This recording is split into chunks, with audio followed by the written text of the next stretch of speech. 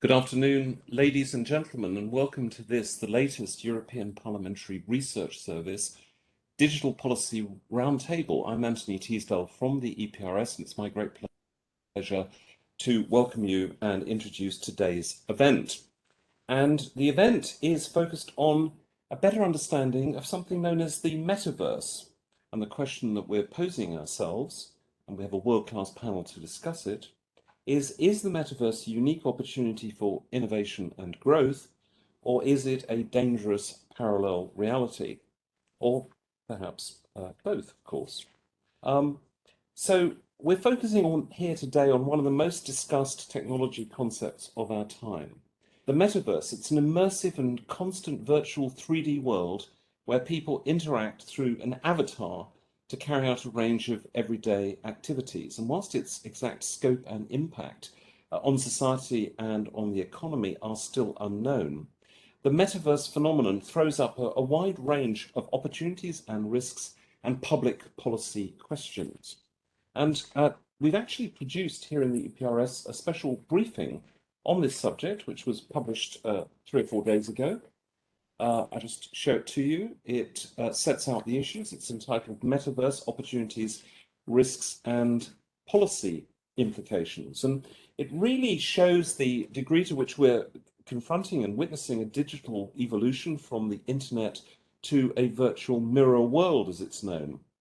And this rapidly emerging phenomenon, with its potential implications and impacts in so many different ways, is an immersive and constant virtual 3D world. So what is it, and how is it going to play out? In order to play it out, you need to have special equipment, such as VR or AR headsets. It's a phenomenon that originated in gaming, but potentially could be deployed across a whole range of sectors, including, in fact, public services. Business operations are expected to be underpinned by cryptocurrencies and non-fungible tokens. And immersive experience implies the potential collection of massive amounts of data, raising data protection and cybersecurity issues. A particular challenge will lie in how to attribute responsibility, including legal responsibility, in this world. And this will be important in fighting harmful practices, misleading practices, and protecting, of course, intellectual copyrights, and how also to ensure that vulnerable groups, particularly minors, can be protected. So these are some of the issues. And today we're delighted to have 2 members of the European Parliament, Eva KAILI, Vice President of the European Parliament with special responsibility for science and technology, and Axel VOSS, member of the Parliament's Committee on Legal Affairs and Rapporteur on Artificial Intelligence in a Digital Age. And they are going to be joined by a panel of practitioners and policy makers. Frank STEINICKE, Professor of Human-Computer Interaction at the Department of Informatics at the Universität Hamburg. Rehana SCHWINNINGER-LADAK, Head of Interactive Technologies, Digital for Culture and Education in the European Commission's Directorate General for Communications, Network, Content and Technology, otherwise known as DG CNECT. Yuval, who's co-founder and the CEO of Digital Asset, the creators of Daml, and Verity McINTOSH, senior lecturer and expert in virtual reality at the University of the West of England. So welcome to you all. And the discussion that they're going to have will be moderated by our own Michael Adam from the EPRS, from the European Parliamentary Research Service, where he's head of our relatively new Digital Policies Unit. Very much a warm welcome, Axel. Axel has been a member of the European Parliament from Germany, EPP, since 2014. He's a member, as I mentioned earlier, of the Parliament's Committee on Legal Affairs, where he became the coordinator for his political group in 2017. He's also vice chair of the delegation Parliament's relations with Australia and New Zealand. And for the purposes of this conversation, most importantly, he served as the Parliament's rapporteur on the Special Committee on Artificial Intelligence in a Digital Age, and with his own initiative report on civil liability for artificial intelligence. So he's one of Europe's leading policymakers and legislators in this field. And I'm going to pass over to Axel VOSS so that he can set the scene, if you like, from the European public policy perspective. And thank you so much for sparing time to join us. Over to you. So thank you, Anthony, for the nice introduction and also the invitation. So the metaverse is one of probably the next extreme disruptive step what we might see in the digital world. Of course, we have these small steps, and AI, for instance, is already of high strategic an element for high strategic reasons. And also quantum computing might be something what is disrupting the world once again, but the metaverse is something where what we probably can't really imagine what this means. And the whole social life and the business so will take place in the metaverse. And of course, also, if we are thinking in economic dimensions, this has a kind of a turnover potential of turnover. It's in trillions. So therefore, we have to be aware this is important. And also, I'm always saying now, as a legislator, we have now to think about how we can regulate already something what is not there or what is existing already, but in a smaller dimension. And we have to be aware that Facebook and Google having in mind that this is a kind of a worldwide existing reality in a virtual life, in a virtual world. So, and this means there are no boundaries any longer, and this means everyone might have access to this, and this means also the economy will or has to think about what this means for their business model, and also this has a kind of a social character at the end, and we will all use avatar for our identity at the end.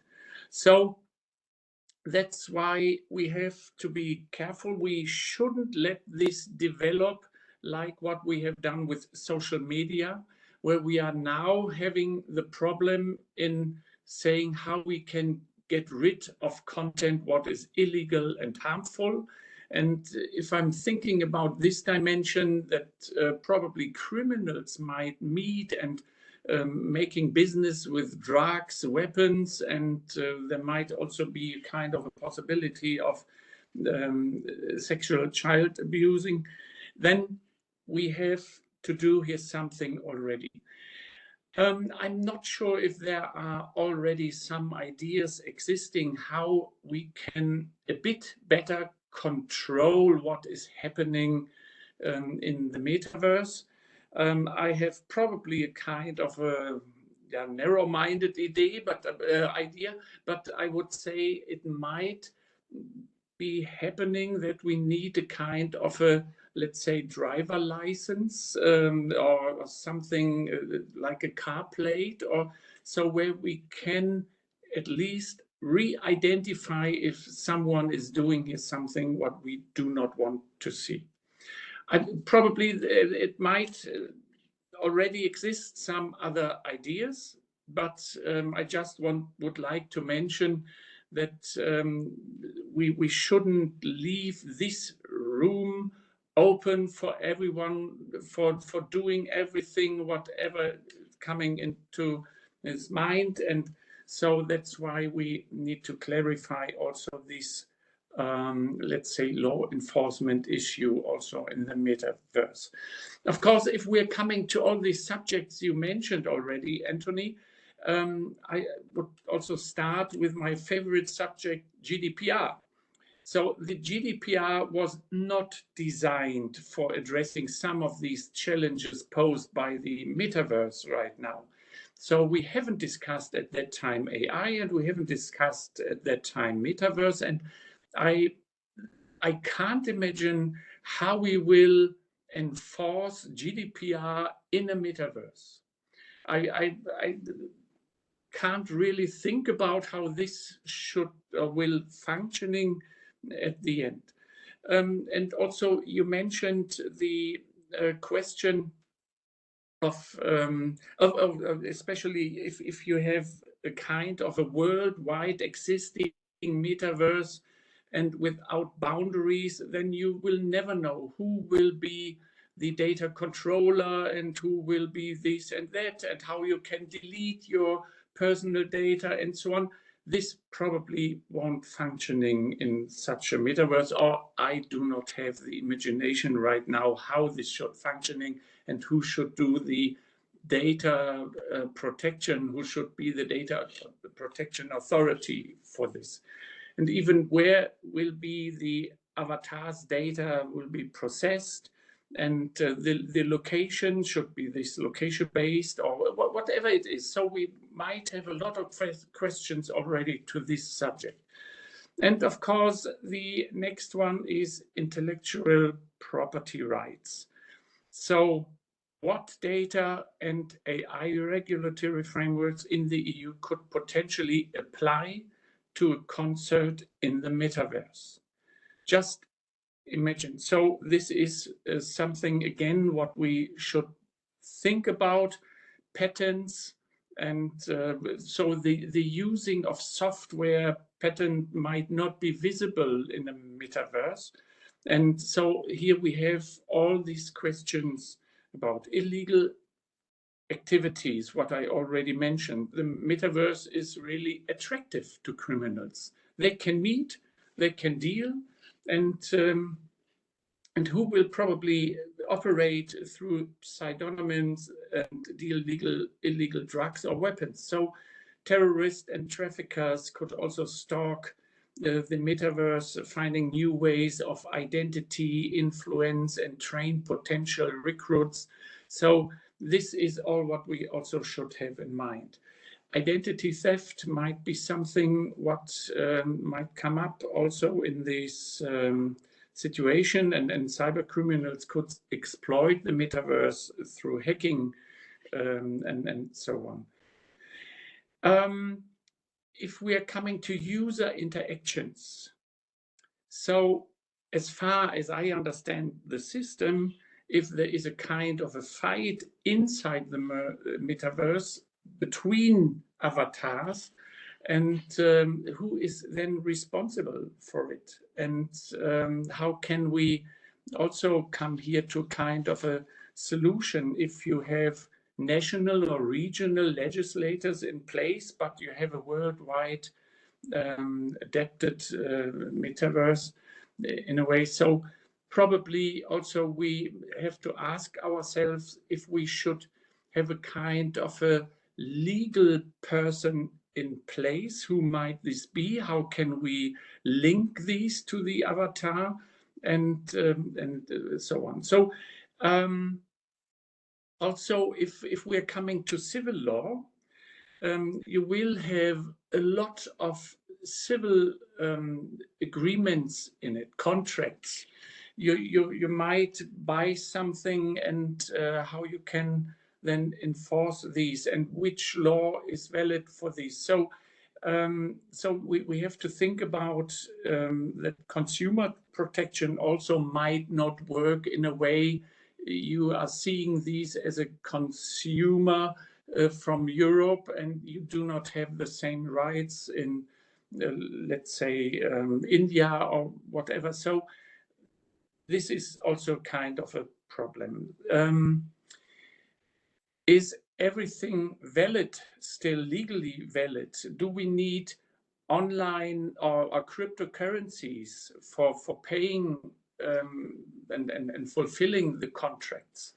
And how we can do this, and how we can act with the financial transactions in that case.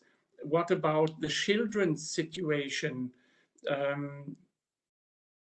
So we might have our own laws right now in this offline world to define what is a child and how is responsible for it. But can we be sure if there are avatar acting that this is not a child? And even what we are now discussing is the prevention of sexual child abusing in the internet, but in the metaverse it might be kind of an additional problem. So I'm just trying to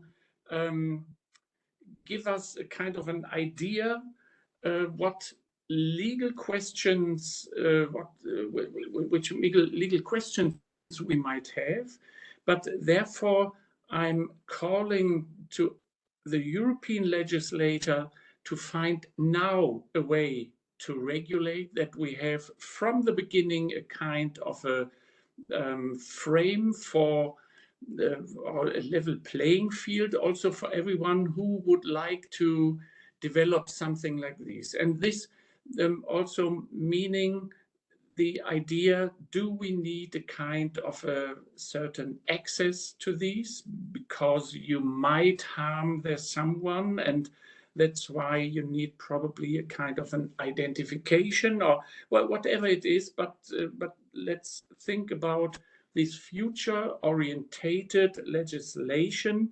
What I would say is the right way forward, and giving now the guidelines, what we do have, should we respect in developing a metaverse like this, and then probably later on we can really regulate. But I think we need to come to a kind of a idea how we are seeing a metaverse connected or linked with values, what we would like to be or to see respected in a metaverse. And then again, we have to ask ourselves if a global metaverse might not be the reality in the first place, if we should think about a European metaverse where we are sure at the end and can secure our values in a European metaverse. So these are all questions, I know, but this is giving you an idea what we have to think about. And I very much welcome Eva. Now, Eva KAILI, it's good to see you. And I hope we might have a wonderful discussion, but it's good that the EPRS is initiating this idea because I think it's not too early. We should do already something to give a guideline how to develop a metaverse. Thanks. Well, thank you very much indeed, Axel VOSS, for setting the scene so effectively, and especially focusing on the legal issues that are implicit in the development of the metaverse. We now have over 110 people who are online through WebEx events, and I believe probably as many again on live streaming, because we now both have WebEx events and live streaming for these EPRS digital events. And we are discussing the metaverse, a unique opportunity for innovation and growth, or a dangerous parallel reality. And we do this in the context of this paper, which has been published by the European Parliamentary Research Service earlier this month, Metaverse, Opportunities, Risks and Policy Implications. And as Axel just mentioned, we're delighted to welcome Eva KAILI, who's joining us to give a further parliamentary perspective on the issues which are raised by the metaverse, especially for European policymakers, but not only. Welcome, Eva. It's great to see you online. Eva has been a member of the European Parliament from Greece in the Socialist and Democrats political group since 2014.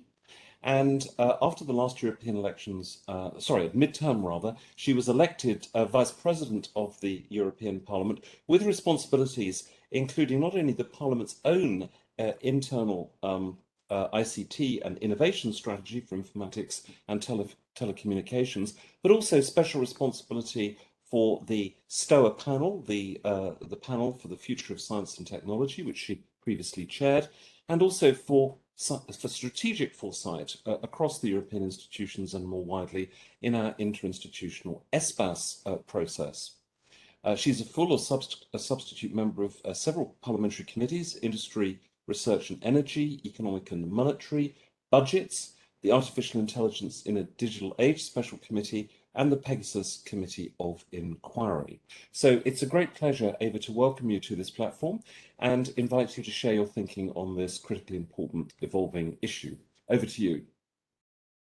So first of all, let me say that I think it's amazing that I'm participating at the first event discussing the metaverse in the European Parliament, even the Commission, I suppose. So it's really an honor because it's the realization of the possibility to have an extremely amazing foresight.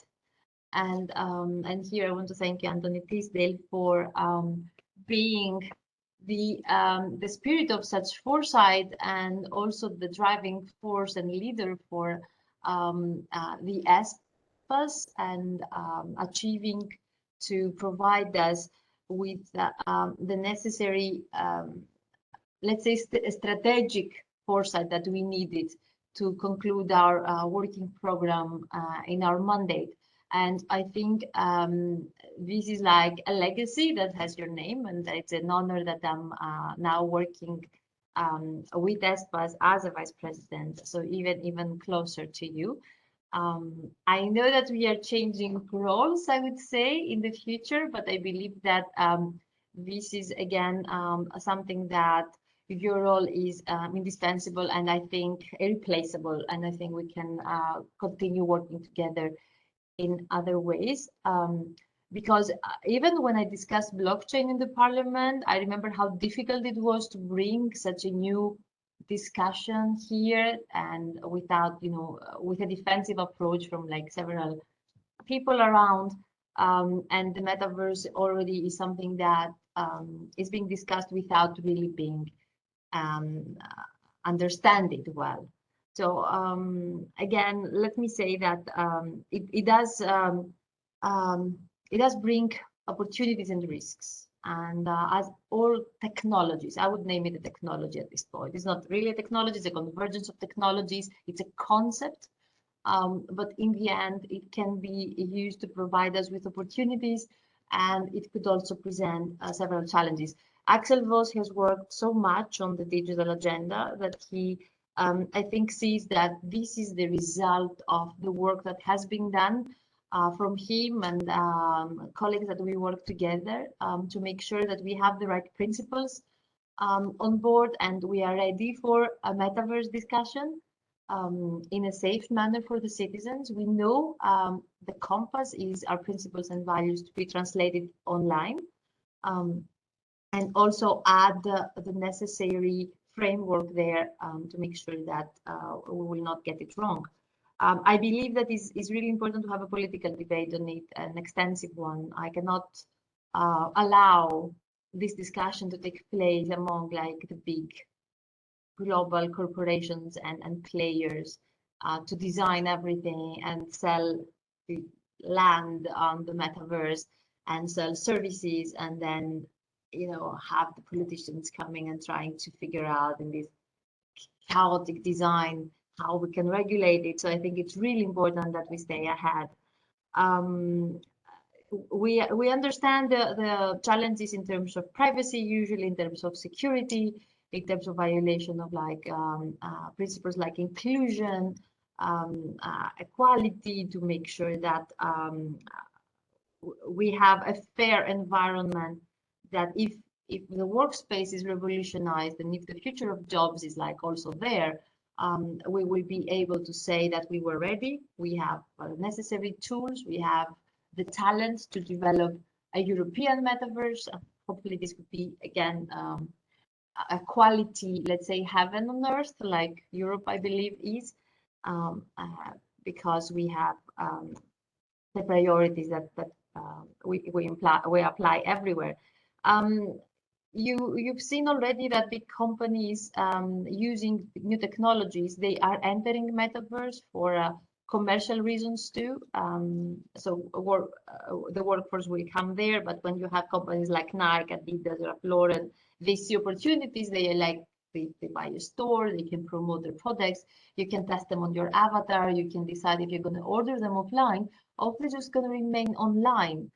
This is, I'd say, also a part of that needs to be treated in terms of the mental health issues that we might face, because it's different if you enter to have a service that you translate, I mean, from online offline, and it's different if you have a full like life or experience only online. If you have children that they want to buy clothes for the avatars and that's it, and they want to spend money there, and they feel that they need to remain relevant to what's happening on the metaverse. It's like a combination of an environment for gaming and real life coming together. This virtual reality can create, again, great opportunities for us to be able to collaborate if we have another pandemic, if we want to do like cross-border initiatives, and if we want to make sure that interoperability is there.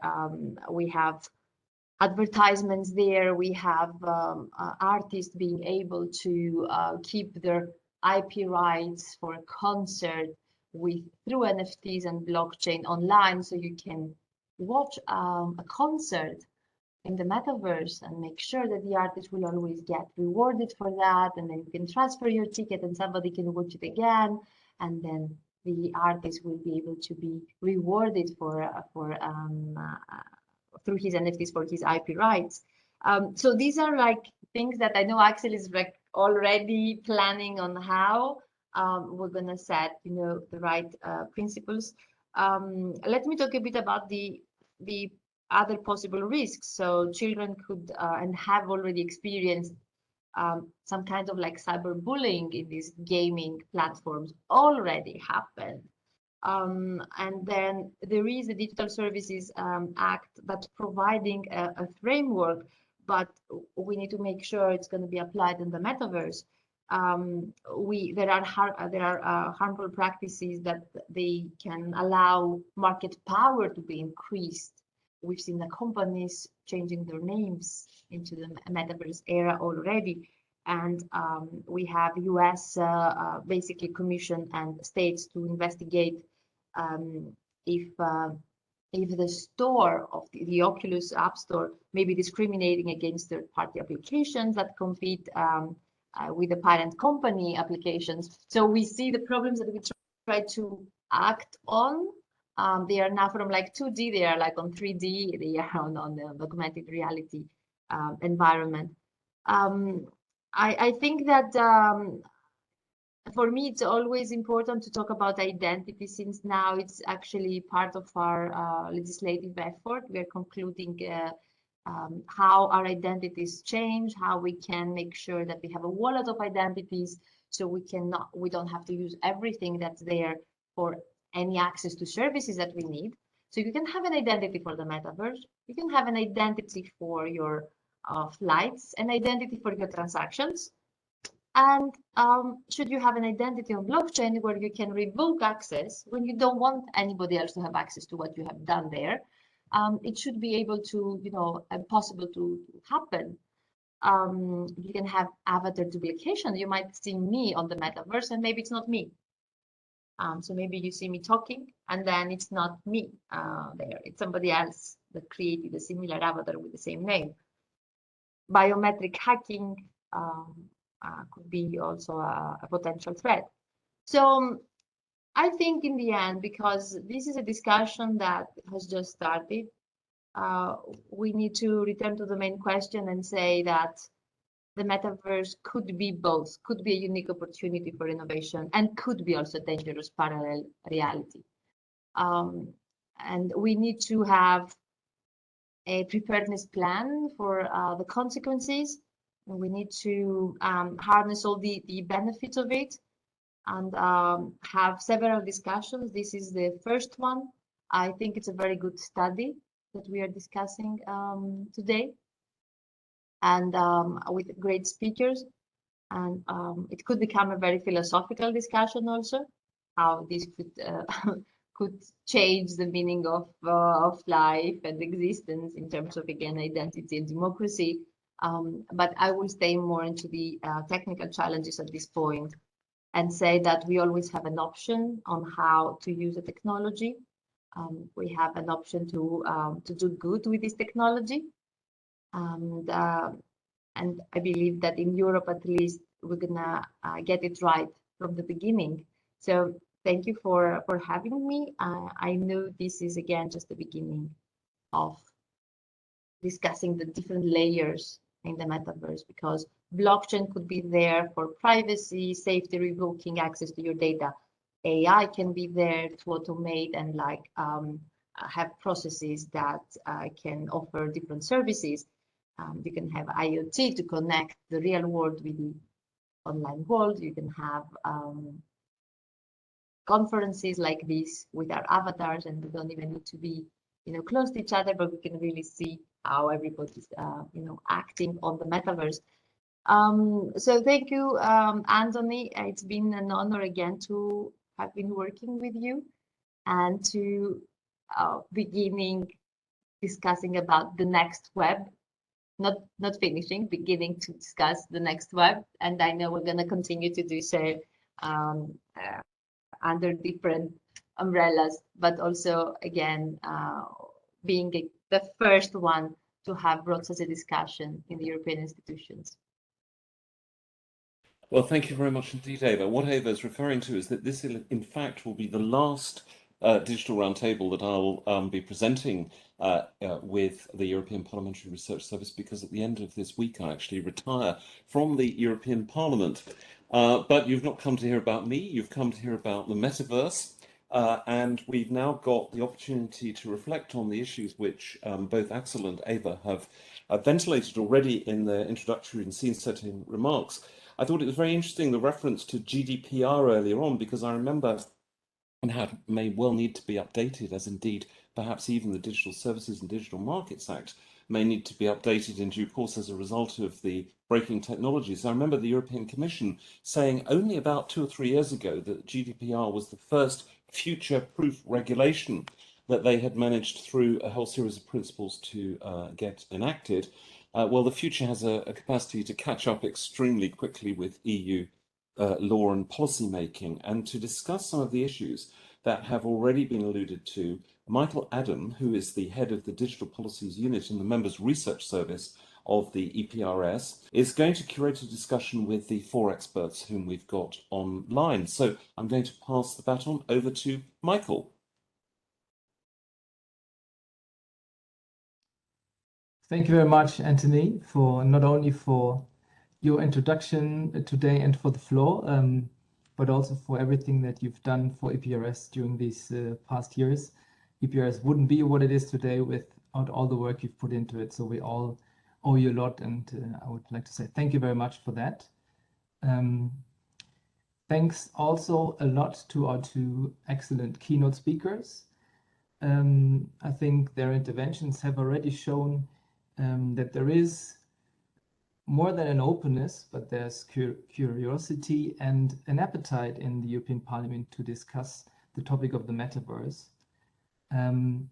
So let's dive into that discussion. Welcome to all the roundtable participants. Again, thank you very much for joining us, especially to the 2 of you who join us from the US, because it's early for you in the morning. So Professor STEINICKE and Mr. ROOZ, thank you explicitly for that. We appreciate it very much.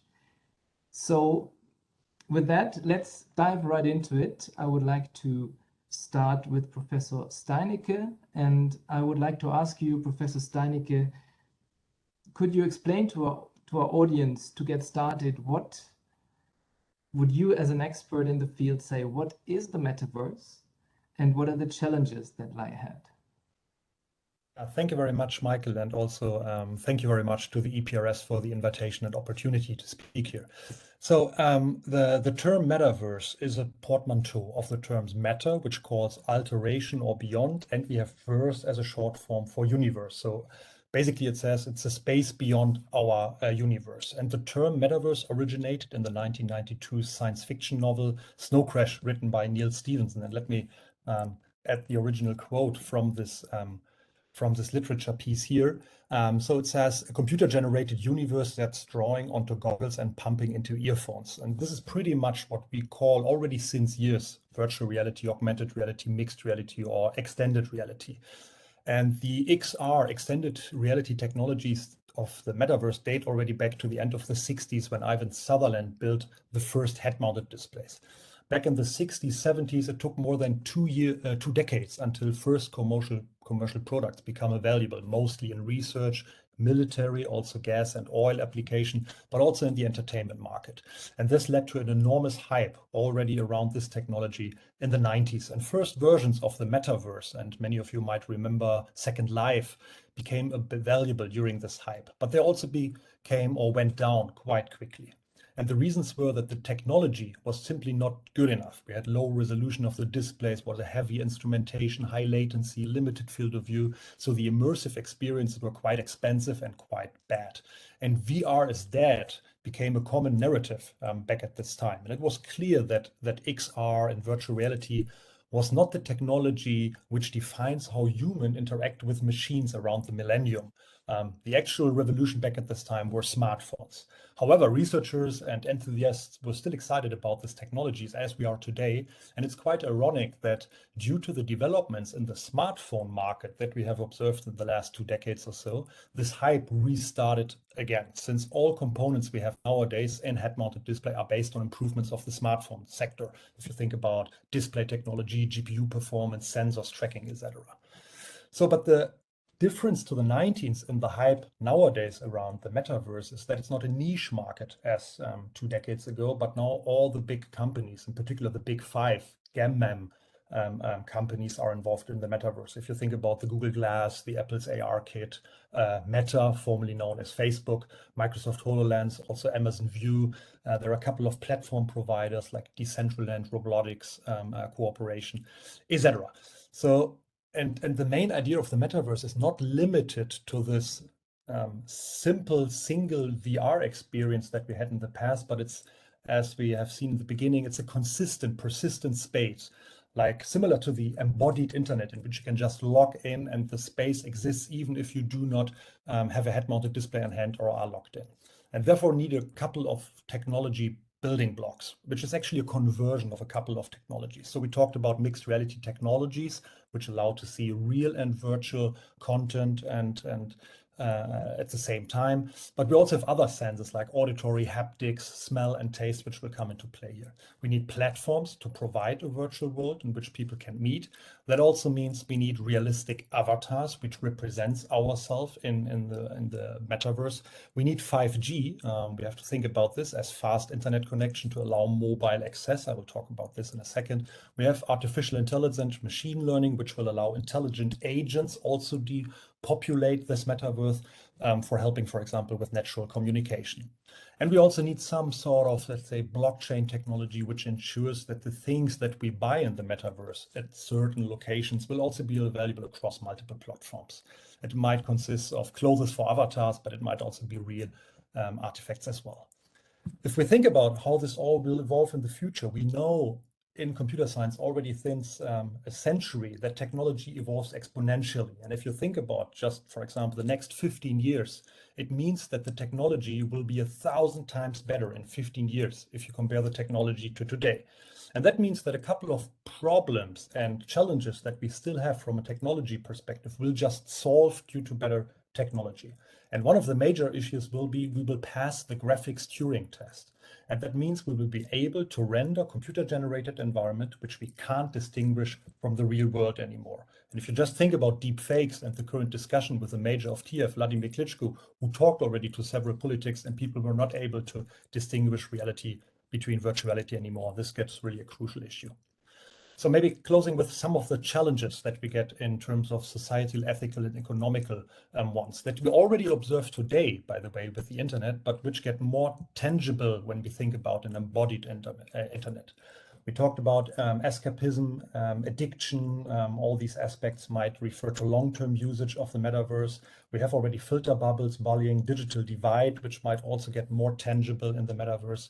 What is real, what is fiction? We already have this today with fake news and deep fakes, but again, it's get more tangible if you have just glasses on and can't distinguish between reality and virtuality. And obviously there are a lot of trust, privacy, and economic pressure, since the displays will get smaller and eventually have the size of a contact lens. That means there's not enough rendering power to do all the rendering locally on my device, but there will be clouds, render farms somewhere else in which I send my data, they send my data back, and there's a lot of various data which need to be transferred to someone who has control of producing the metaverse for my eyes.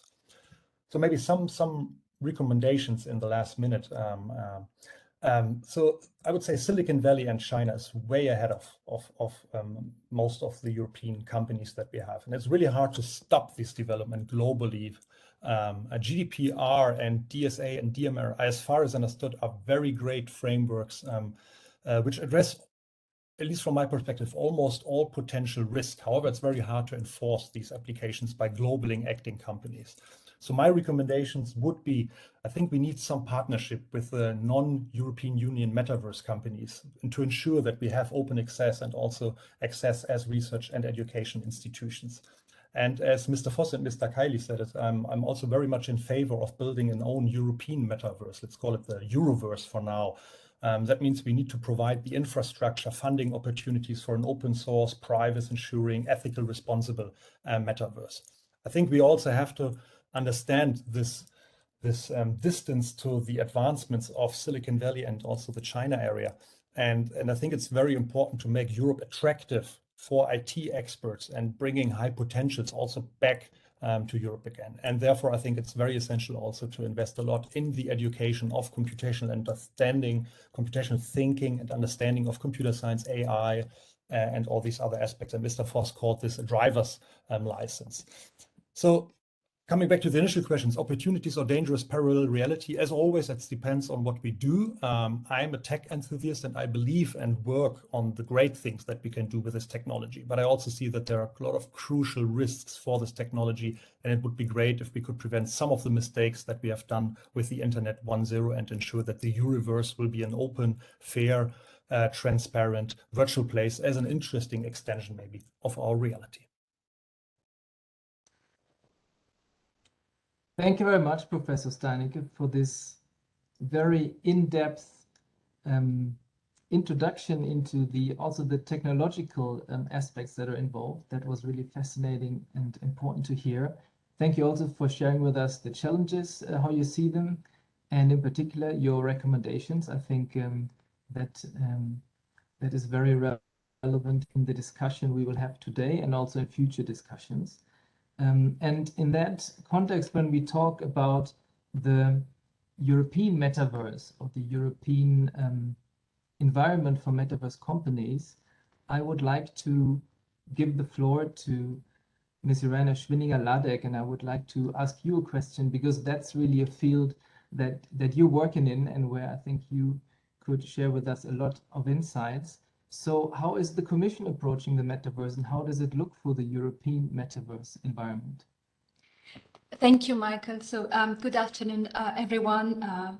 Warm greetings from sunny and tropical Luxembourg. I'm very honored and pleased to be on this panel. A very quick word about the work I'm doing, about my unit. So I work at the DG CNECT, which is responsible for the telecommunications, the content and technologies aspects. And one of the three big mandates of my unit is to support the wider uptake of XR. As Frank said, it's about virtual reality, augmented reality, mixed reality, and the other aspects that come in also such as haptics. So a wide take-up in all sectors, industrial, such as manufacturing, and societal, such as health or education, through a number of policy actions. And we have the investment that we do in research innovations. We have the European ecosystem building that we are doing. It's about the studies that we are also carrying out. We have commissioned them, so I really congratulate you on the paper that you have just released, Frank. We will also have some of our reports that coming out. And so these are some of the actions I will be speaking a bit more in detail in a few minutes. So the strategy that we have for extended reality, which is one of the core technological building blocks of the metaverse, will be an important basis to move forward in relation to the metaverse development. And only last week, we had one of our flagship events of CNECT, which is the Digital Assembly, which we co-organized together with the French presidency in Toulouse. And Metaverse was the topic of not one, but 2 plenaries. So I'm happy that both the Parliament and the Commission were moving together at the same speed to discuss the opportunities that are there, but also the challenges that we need to address together. So in general, our approach is that digital technologies bring a lot of benefit for our various industries and societies. And we need to make sure that they are trustworthy to ensure a safe, secure, and inclusive take-up. And especially over the last 3 years, for XR especially, we see that we are gradually moving from hype to reality with a number of factors coming together for this better, this more wider use. First, we see the interest raised by COVID-19 crisis, the confinement, and the need for better, more immersive tools, applications. There's also the climate and environmental concerns about traveling less and being able to have this kind of zero distance applications. We also see that technology is maturing with more capable, comfortable, and affordable devices, though we have a number of challenges still ahead. Frank mentioned some of them. And we also see that we have better infrastructure and faster networks. Again, we see that still we are investing a lot through the Recovery and Resilience Funds, through the European programs, but we still have a lot to do there, but still it's much better. And we also see that we have much better capturing authoring tools. So these contribute to an increased demand for more XR applications and services for a variety of activities, be it for designing and testing purposes, for training, for simulations, for telemedicines.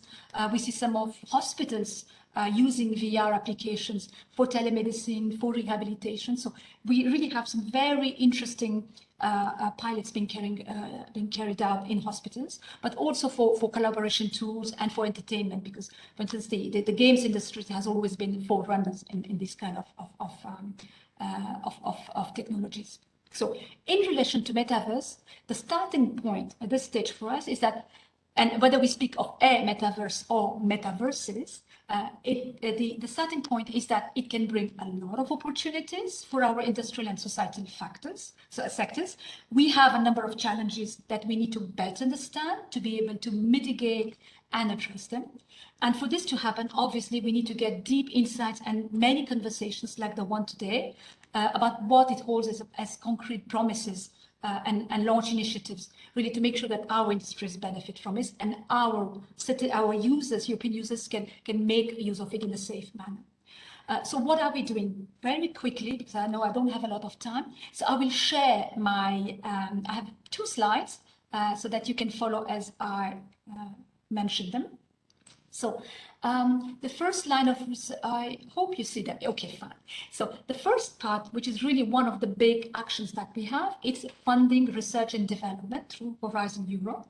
We had already started in the final years of H2020 a dedicated strand of funding for extended reality, and we are pursuing that in Horizon Europe, and we will step it up. So Frank mentioned very well some of the challenges that we have in relation to, for instance, to hardware that needs to be more efficient, that needs to be more comfortable. We know that also in terms of optics, we need to have, we need to improve the capabilities of the glasses. There are also a number of technologies for XR that need to be further developed. For instance, for augmented reality, we know that we have a number of research challenges that we are tackling. We have been, and we will continue as well, to fund, to support use cases for specific industries. When I say specific industries, that is because we've called them right now in these specific industries that you see on the slide, such as construction, health, industry, medical rehabilitation. But we want to tackle as many industries as possible because these use cases need specific attention and also specific integration of technologies and the innovation aspects. And we also have under Horizon Europe, we have a specific strand, which is for the media sector, for them to allow to test with the with XR technology, and we will be funding an XR lab network to see how the media sector can also take up this technology. So these are some of the how to say, research and innovation activities we have ongoing. You see on the slide some of our very interesting projects that either have finished or are finishing, and that will produce some very interesting results that we will be able then to scale up or take them wider. So that's one part. The second aspect is about the content creation, because on one side, obviously, you need R&D, but you also need to have high quality content. And through the Creative Europe program, which is dedicated to cultural and creative industry, there is going to be a specific action to promote video games and immersive storytelling. And this will also support the XR industry. So that's one part. Let me go to the next slide. The third aspect, which is very important for us, and I think it was not mentioned sufficiently previously, it's about the European ecosystem. And this is really important because some of the speakers mentioned European Metaverse or partnerships. What is important for us is to make sure that we have a consolidated European ecosystem, because the community is fragmented. They're not necessarily speaking. Technology providers, technology developers, hardware producers are not necessarily in relation to user industries. And our ambition is really to bring them together, so we have a system that talks to each other, that understand each other's needs, and can develop the needed application and services. So we have what we call the XR for All the community, which started already 4 years ago, which is a vibrant community of technology developers, producers, integrators, content creators, user communities.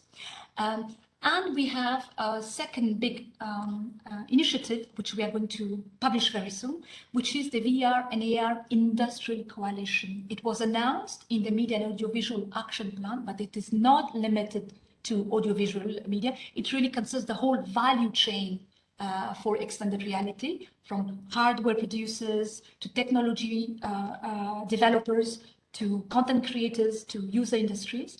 And the idea is to have a platform for structured dialogue between the Commission and the ecosystem, so that we stay abreast of all new developments, and Metaverse is obviously one of them. And we can create this virtuous circle of information sharing and co-creating the policy responses.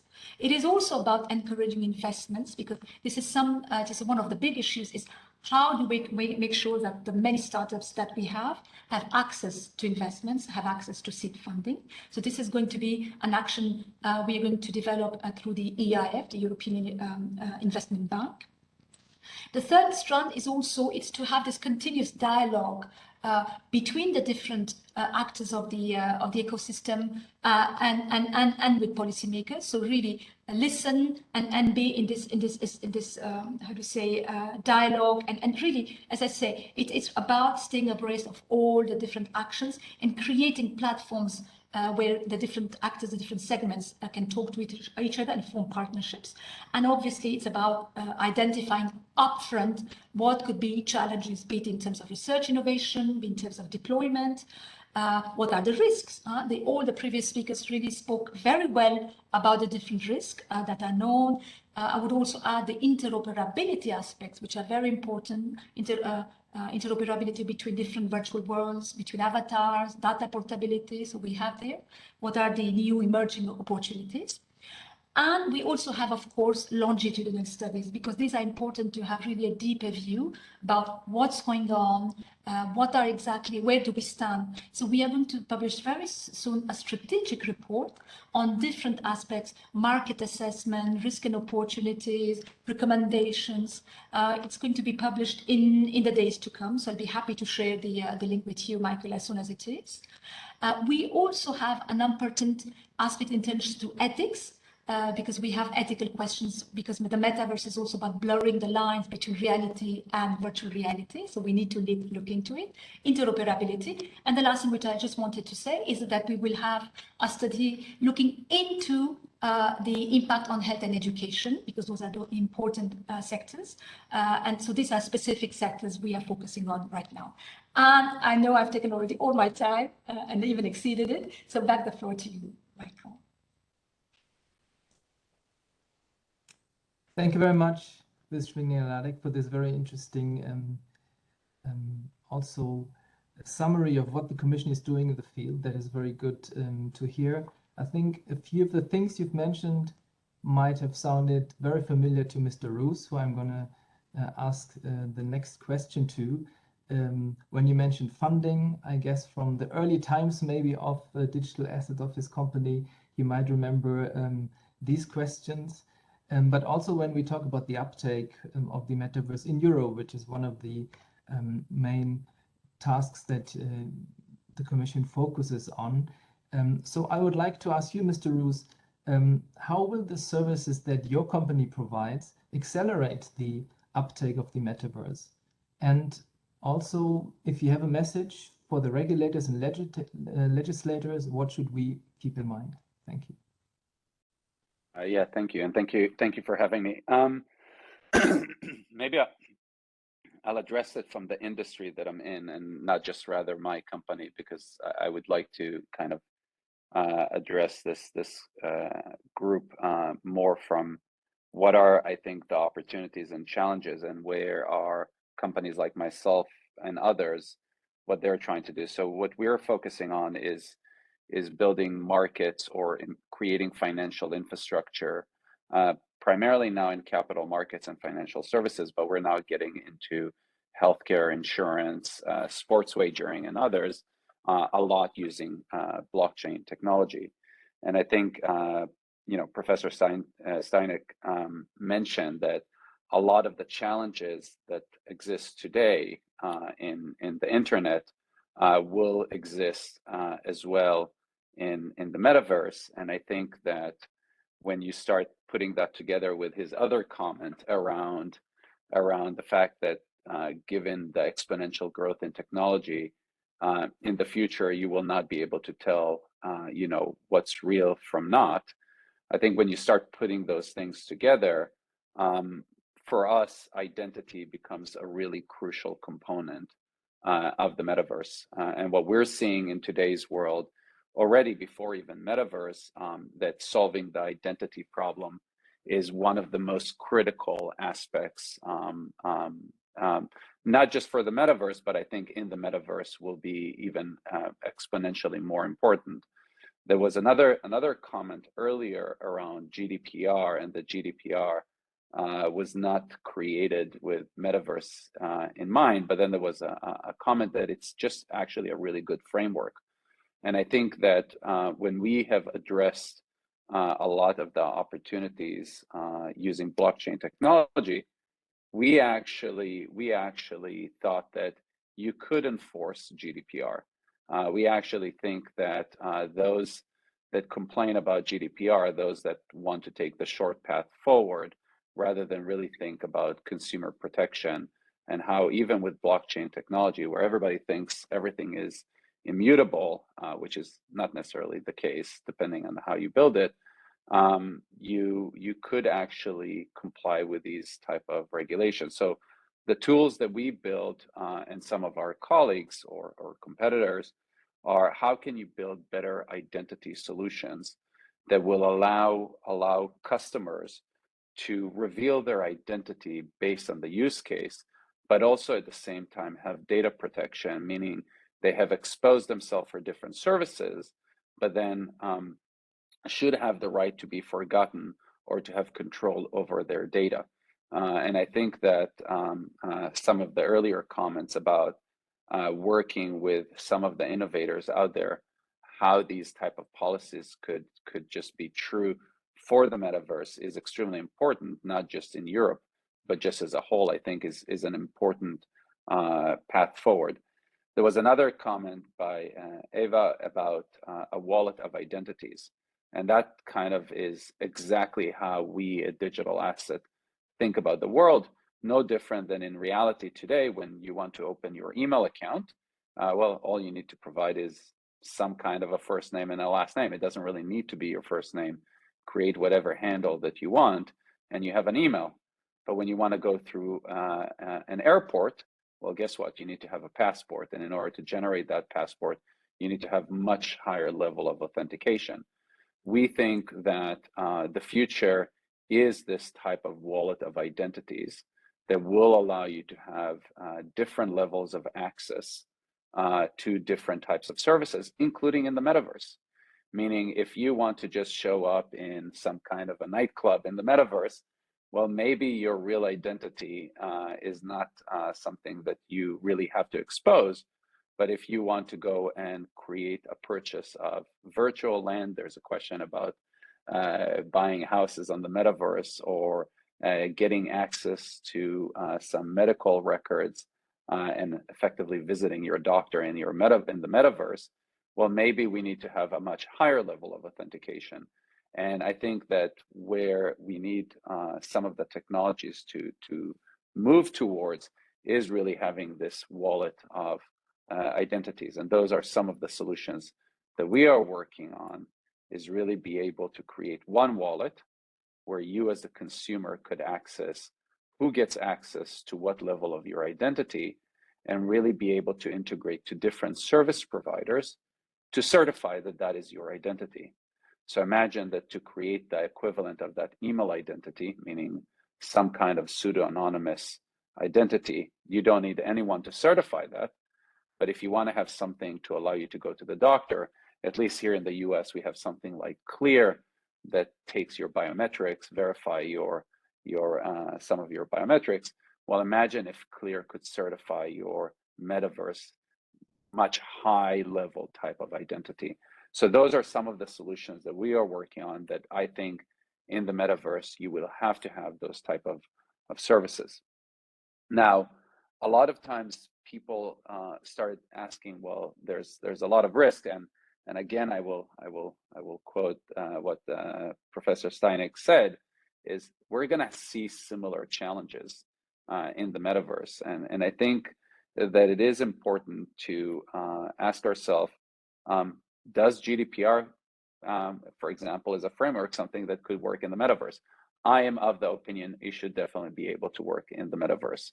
What I think the challenge is really how do we enforce that, right? And I think that for regulators, I think that when we talk about these challenges, what we try to educate regulators is really how do we create tools that allow regulators to regulate more efficiently, rather than creating regulation that curtail innovation, right? Because again, I think I see the challenges very similar. I just think that what you're going to see in the metaverse is probably more of a challenge how to enforce it, but I don't see that as a bigger challenge than the internet.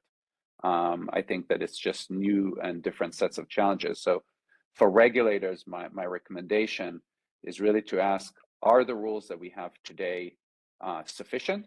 I think in many cases, we pick on GDPR a lot, they are. I think that, are there any other regulations that are needed? Mr. VOSS mentioned a license plate for the metaverse. I kind of use that as kind of a synonymous with what Eva said, which is a wallet of identities, and really kind of asking, are the challenges that we have today in the real world, meaning what is the level of identity that you need for your doctor, or to buy a house, or to open a bank account, should be just the same type of regulations that exist for the metaverse. And then it's really coming back and saying, well, if we have quite sufficient regulation in the real world, how do we actually create tools for regulators to make sure that they can enforce them in the metaverse? And I think that to me is the type of discussion that we like to have with regulators, educate, even demonstrate those capabilities, because I think that having regulation without understanding the possible sometimes will end up curtailing innovation. but it's still a very important topic that needs to happen.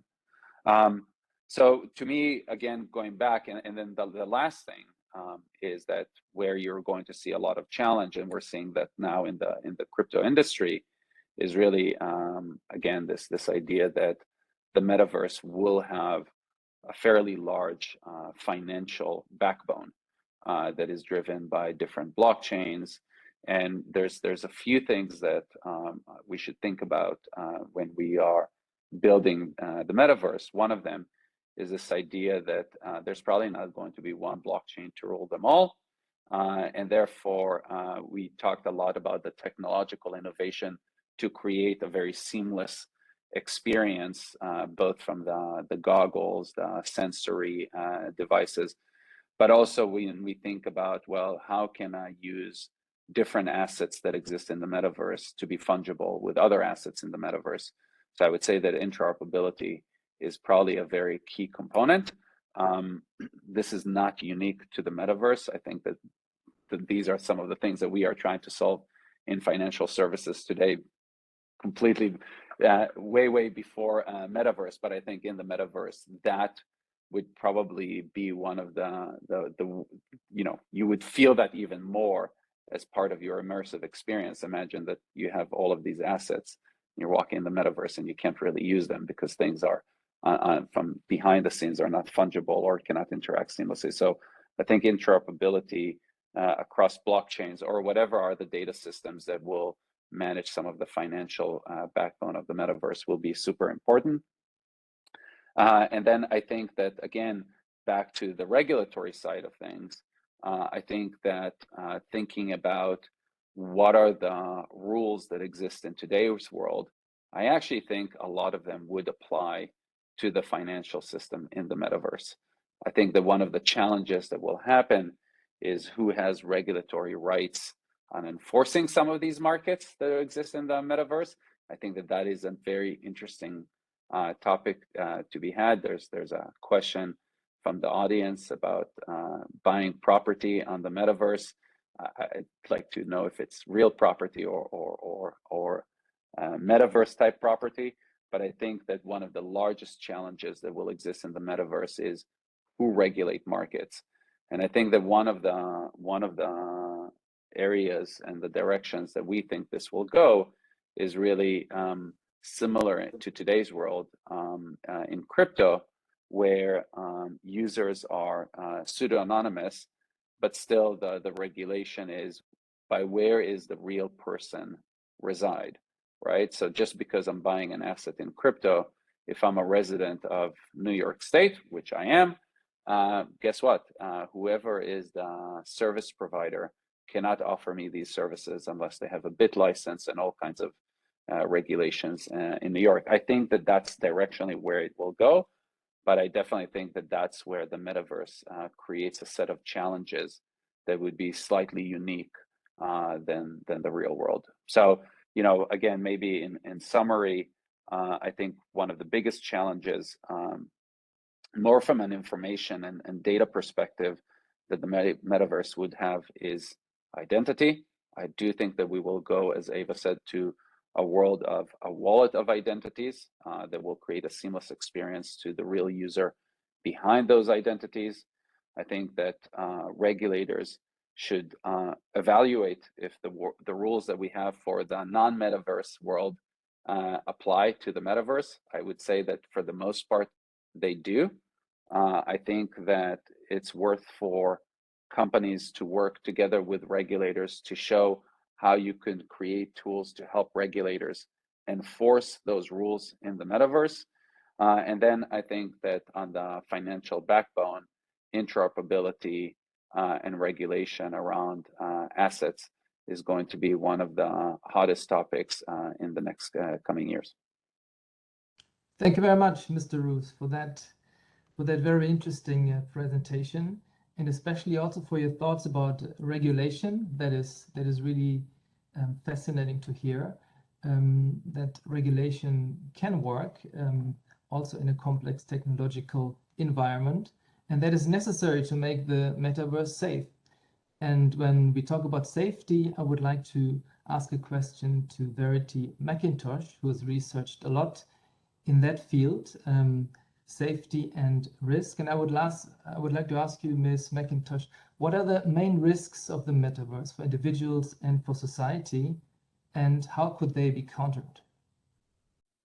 Thank you very much, and thank you so much to the EPRS for inviting me to join you today. It's a pleasure to be a part of such a sophisticated conversation on this matter. It's really encouraging that we're already discussing at such a high level some of the complexities that we see coming.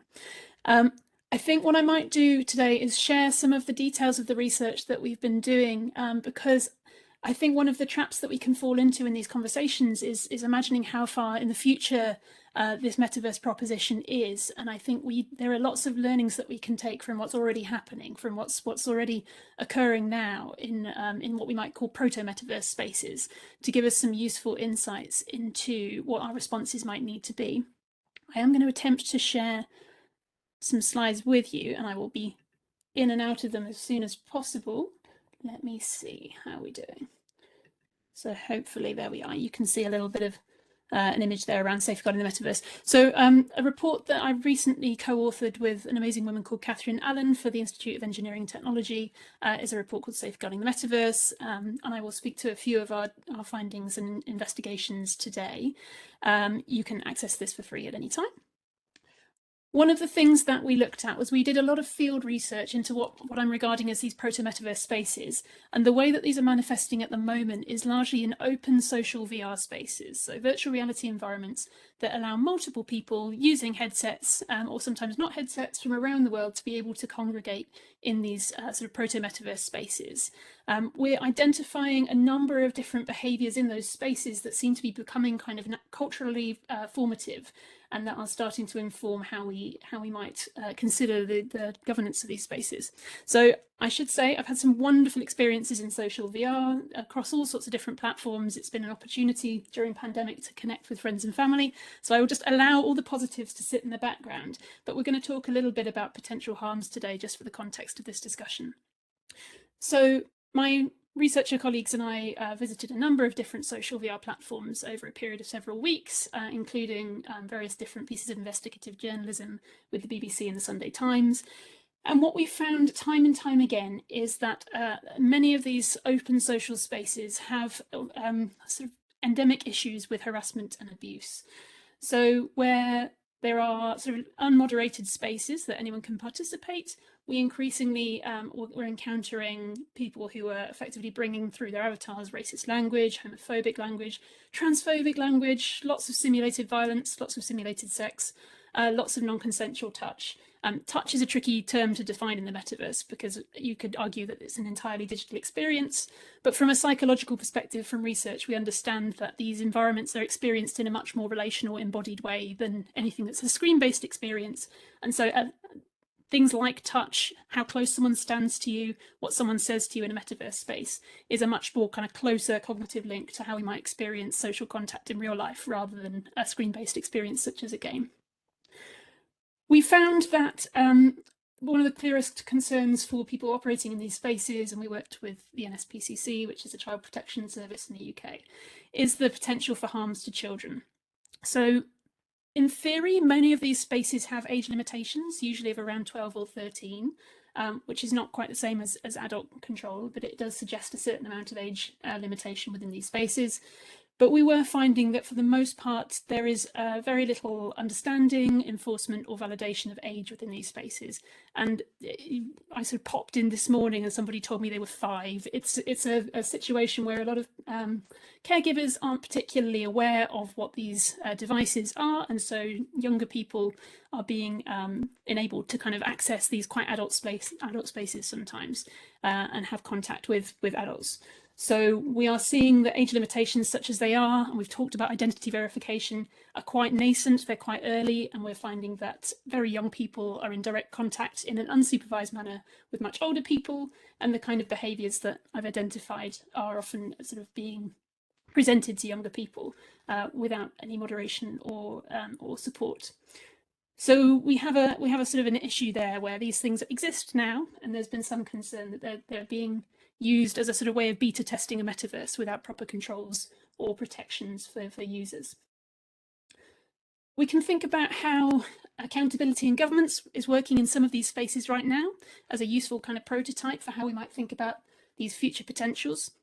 At the moment, the main responsibility for controlling one's experience is to the individual. So most of these platforms will have controls wherein you can control, for example, your personal space bubble, how close people can get to you. You have mute and block facilities to mute and block people who you consider to be unwelcome. You have the ability to report, although some of the difficulties is understanding what then happens with that reporting process.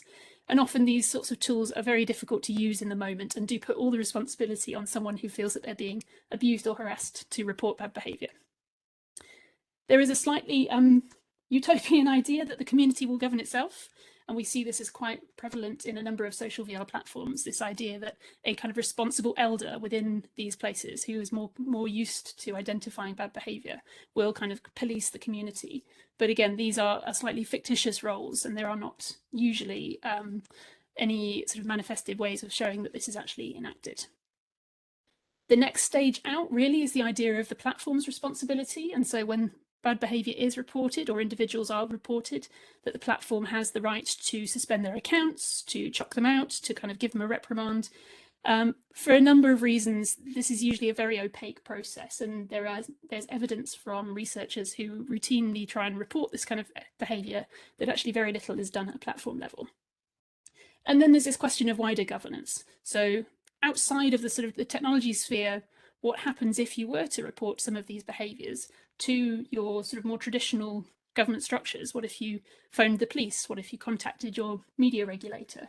At the moment, these organisations are hugely ill-equipped to be able to respond to you or even understand what your concerns may be. And so we have a kind of an absence of that outside layer in terms of understanding how you might advocate for your own rights within these metaverse spaces. And we've talked a little bit about the difficulties of these kind of nationless and boundaryless providers that can make it quite difficult to know to whom they're accountable. To extrapolate a little bit further forwards, we've talked a bit about this, so I won't spend too much time with it today. But we know that there are a number of kind of near-term risks that are coming for us outside of this question of sort of abuse and harassment, which may be able to be kind of designed out or culturally controlled for. There are some risks around who owns data, and we've spoken beautifully about GDPR, and I do think there's lots that carries through that is going to support us as we develop this. But at the moment, the majority of this metaverse evolution is being driven by the big 5 tech companies, and there is a presumption that behavioural data generated in these spaces will be the currency for these providers. So more than clicking and looking and sharing, we're now contributing our data on a massive scale in terms of how we move, where we look, who we speak to, what we say. So the presumption that that belongs to the tech companies needs to be addressed. There are all sorts of questions about how data protection carries through. Certainly how the data that we contribute when it is behavioural data reveals more about us than we may wish to reveal. There are all sorts of questions about our kind of neurological rights to mental privacy that need to be addressed within legislation. And then, as has been mentioned, we have some serious questions about what happens when criminal behaviour and national security risk manifests in these spaces. What happens when people use these relatively anonymous places to plan and enact criminal behaviours? What are our evidence gathering strategies and how do they work across boundaries? I'd love to speak more about digital poverty and inclusion. I'm aware that time is tight, but I guess with every tech evolution, we know that there is a risk of those without the literacy to engage or the resources and the finances to be able to kind of contribute meaningfully and engage, that the digital divide of digital poverty becomes more and more pronounced, and that will tend to disadvantage those who are generally disadvantaged within society. So thinking about how we build inclusive structures to use this as a new paradigm, to learn with 21st century values rather than inheriting 20th century problems. And of course, this impacts on the future of work. If we are able to suddenly have these wonderful international collaborative teams who can transcend boundaries without sort of environmental costs of flying everywhere, if we are able to work online and from home using these metaverse platforms, that will increasingly become a workplace proposition. And if, as a result of poor internet connectivity, poor literacy, or poor skills development, you're unable to take a metaverse job, what does that mean for your employability long term? So to give you a small thought from myself on what policymakers can do now, and there's plenty to be done, I do think investment in infrastructure and skills is going to be really key, especially from Europe, who has this underpinning value of empowerment and inclusion. There is an opportunity to create these sorts of ecosystems that we've been speaking about that really enable our next generation of creatives, of technologists, of frankly, every facet of society to engage and lead the way in building new cultures for this. We need to think about the appropriate legislation that is going to empower consumers, businesses, and communities to engage on an even platform. We need to designate competent institutions who can look for breaches of those legislative frameworks and that can support whistleblowers and consumers to be able to take an empowered position within their own connection with the metaverse. And we need to support immersive literacy, and that's at a population-wide basis, but certainly also those stakeholders, the police, the governance, the civil servants, everyone who has a say now, really needs to have the opportunity to directly experience some of these platforms as they are now, so that they can create informed decisions as we move forwards. That's enough from me. Thank you very much. Thank you very much, Ms. McIntosh, for that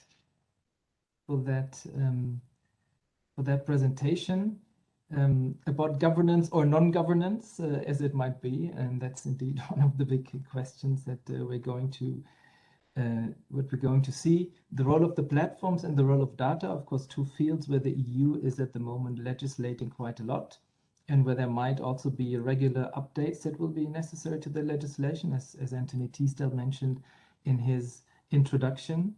And thank you very much, of course, for your recommendations, which I think are going to be very useful in the discussion we're having. The discussion on the chat has already started, and there's already a few questions by the online audience that have come in, and I would like to go to one of them. That's a question from Martin Katashala, who is asking to Professor STEINICKE and Mr. ROOZ. And he is asking the question of a skeptical listener, and he's wondering, to what extent would you admit that the metaverse will not catch up and will end up as other burned internet hypes, such as Apple Maps, 3D TV, or the Windows Phone? So if one, Professor STEINICKE raised his hand, so there's an immediate reaction. I give the floor to Mrs. Stein. Yeah, so I already mentioned there were some hypes around this technology, so it's reasonable to ask the question if this technology will disappear again. However, the fact that we have seen already a couple of hypes already shows how fascinating this technology is, and also it provides so many economic opportunities, as we have heard today. And since all big players, we talk about the big five, but there are many other larger companies also investing a lot into this technology. And if you think about having smart glasses, maybe at one point contact lenses, which show you the information directly where you want to see them in your field of view, rather than on a mobile phone that you need to take out. I'm pretty sure that we will see another shift in human-computer interaction paradigm, as we have seen already before, from desktop computer to mobile computing, and I'm pretty sure we will also observe this shift more to spatial computing, as we will see in the metaverse. So I'm very, let's say, optimistic or very sure that this technology will not disappear, in contrast to some of the other technologies which are mentioned here, but those have been developed by single tech developers and not by the overall, let's say, IT world.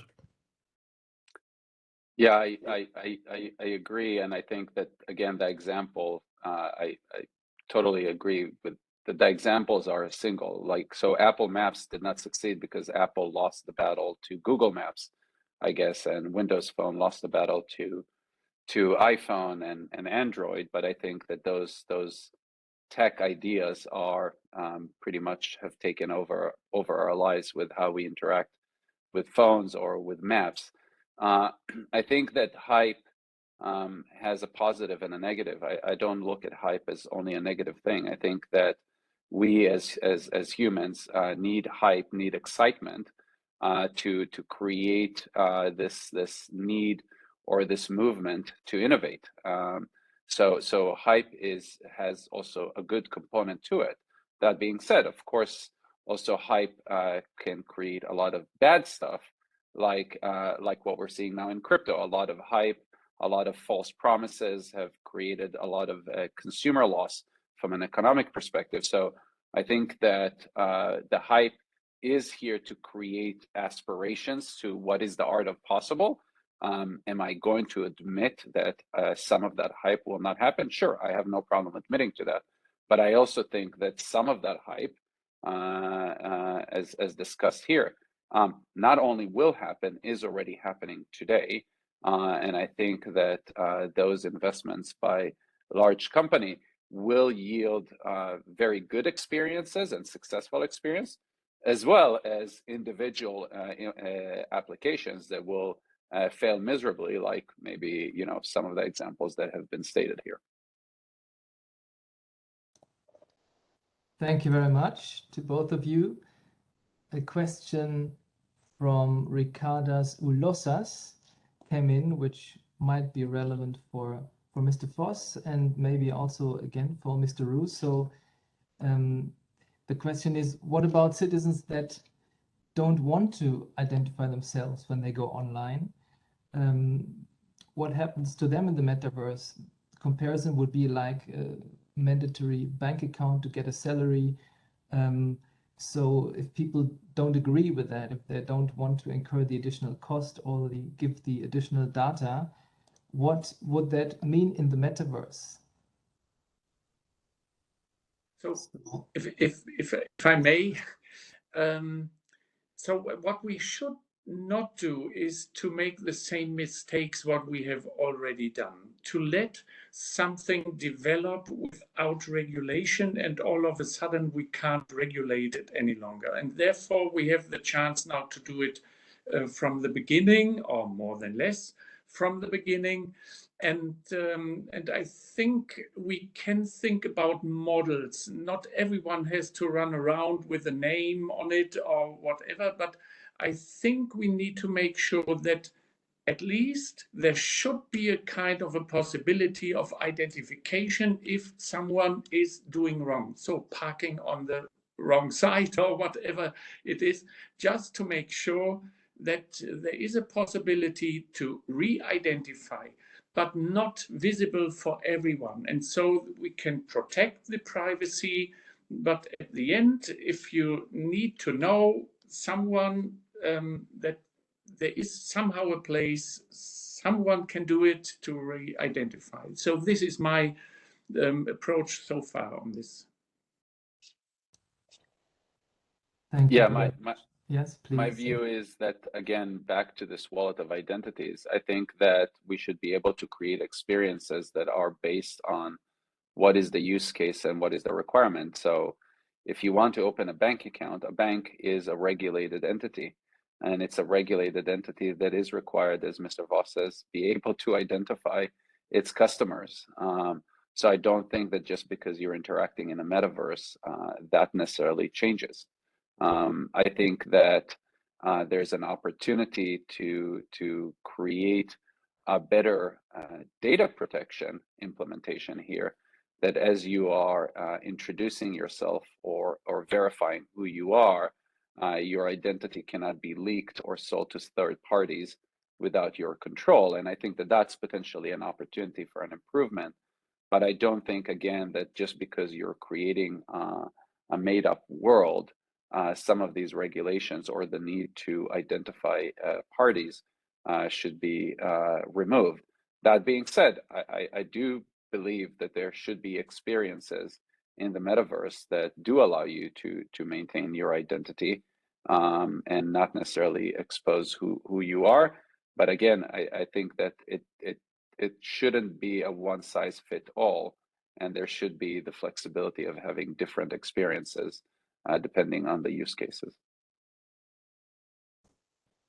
Thank you very much. On the same point, Ms. McIntosh, I was wondering if there was something you would like to add to that discussion of people not willing to identify themselves on the metaverse and the risks that might involve, or the solutions that could exist for that situation.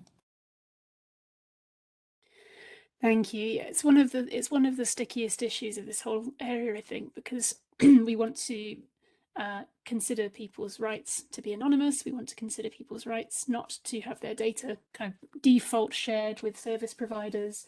and there's some wonderful work going on that's been discussed to consider that your identifying data as a user is inherently belonging to you, and that presumes that you are the owner of your wallet of identities, which is a term I think we're all going to take forward from today.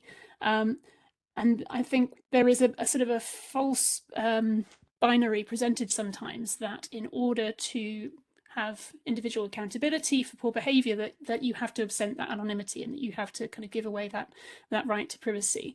And I think there's a great nuance evolving in this discussion that shows that that's not correct, that in fact you can have encrypted personal data that is only available effectively through a warrant for if you're being investigated, and that if that's not the sort of legal position, that you should be entitled to your own encrypted data. Perhaps you choose to reveal your age to move into an age limited space, but you don't immediately absent your rights to be effectively kind of tracked across the metaverse. And I do think there's a lot that we can take from GDPR that requires providers to make a strong case for why they are asking for and receiving any data that we provide, and that there is a consent position that is a real consent position, that isn't just that if you don't absent all of your rights that you can't come in, but that there is a sort of a graduated way that you can control how much of your data can be commodified and how much of it can be used to identify. There is nuance to be had here. It's a really solvable problem, but at the moment the kind of commercial pressures are there to try and suggest that either we have privacy or we have accountability. And I believe that this combined group of people can find a helpful middle ground that's going to support user privacy and user rights and our right to digital identity, without that necessarily meaning that the door is wide open. Thank you very much for that. There is still a number of questions in the chat and that are coming in, so that's great. I think it shows there's a lot of interest. Amongst one amongst them, by the way, is whether are we not already too late to regulate the metaverse or to frame the metaverse? Ms. McIntosh is shaking her head. I also hope we're not, but I'm afraid we might be actually too late to discuss a lot more questions at this stage of the event, which does only mean that we have to keep working on the topic and to organize more discussions like this. I would like to thank all of the speakers for their excellent intervention. I would like to thank also everybody in the audience, especially those who have asked questions. And please feel free to get in touch with us if you still had a question, and we will try to find an answer for you if we couldn't discuss that now today. So thanks a lot to all of you. And for the close of the meeting, I would like to hand the floor back over to Anthony for maybe one of the last closing remarks in this function, but we're all looking forward to seeing you in other functions very soon. Over to you, Anthony. Thank you very much indeed, Michael, and thank you to all of the panelists, to two members, to Axel and to Eva, to our panelists, Frank, Rehana, Yuval and Verity, and thank you also to all of you who've been online listening and participating in this discussion. And I think we can all agree it's not only a fascinating subject, but the conversation that we've just had has helped open out so many interesting angles of this fast-moving technology and all of the many policy implications which it has for Europe and indeed the globe. These digital or online policy roundtables is something that we innovated at high speed in the middle of the pandemic. And it's really been, I think, one of the great successes, if you like, of what the positive components, at least, of what was a rather dark period, namely the coronavirus crisis and how it affected our organization, the Parliament, specifically here, the European Parliamentary Research Service, and of course the whole of humanity more widely. So we're going to try to keep this series going as a critical part of our offer, both within the Parliament and beyond. And we're also, in parallel to that, reintroducing some physical events. Some of those will be entirely physical, some of them will be both physical and digital, what's amusingly being called phygital. I think phygital is a rather more attractive notion than hybrid. So we're going to try to up the range, the quality and the relevance of what we're doing on a continuous basis. It really is now for new leadership to take that forward, but I have every confidence in their capacity to do that and to build on what we've done in the EPRS over the last 9 years. And the next policy roundtable that we will be putting together, it will be at lunchtime on Thursday, the 14th of July. That's the next that's planned. It's possible there might be even one before that. But on the lunchtime of Thursday, the 14th of July, we'll be talking about the trajectory of the Chinese economy. Where is it going? Is it slowing down? Is its business model under serious threat? And we'll have a panel of economists and policymakers to discuss that very issue. So once again, thank you to everybody, but of course, most especially our speakers, and thank you in such large numbers for participating in this.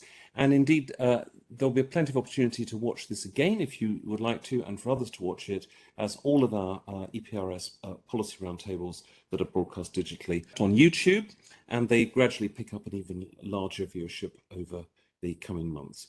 Thanks very much, everybody, and I look forward to the next event in this series. Goodbye.